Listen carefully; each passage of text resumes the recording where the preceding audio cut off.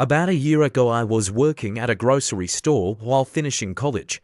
It wasn't glamorous, but the pay was decent and the people were mostly alright.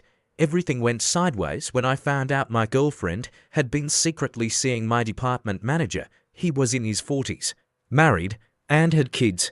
The kind of guy who tried way too hard to be cool with the younger staff.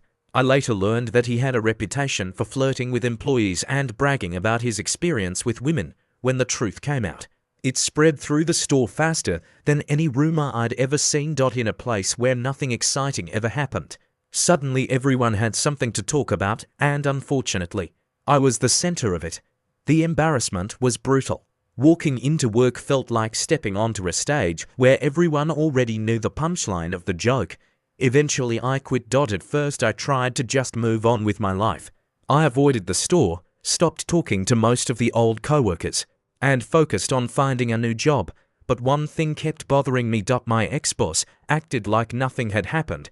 He was still managing staff, still joking with people, still acting like he was untouchable. A few months later, I ran into an old coworker who mentioned something interesting. Apparently, our manager had recently been nominated for an internal company award for leadership and workplace integrity.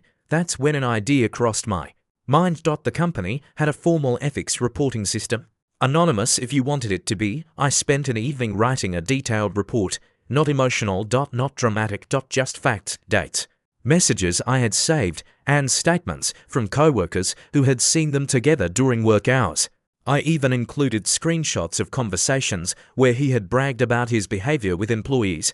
Then I submitted everything through the company's ethics portal, and I waited. About 3 weeks later, the news reached me through a former coworker. Corporate investigators had visited the store. Interviews were conducted with multiple employees. Apparently, the investigation uncovered more than just my situation.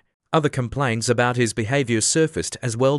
Within a month, he was gone. No announcement. No explanation, just quietly removed from the schedule. I never spoke to him again, and strangely enough, when I heard he was fired, I didn't feel the explosive satisfaction I thought I would. Mostly, I just felt relieved. Because for the first time since everything happened, it felt like the story was finally finished, and I could actually move on.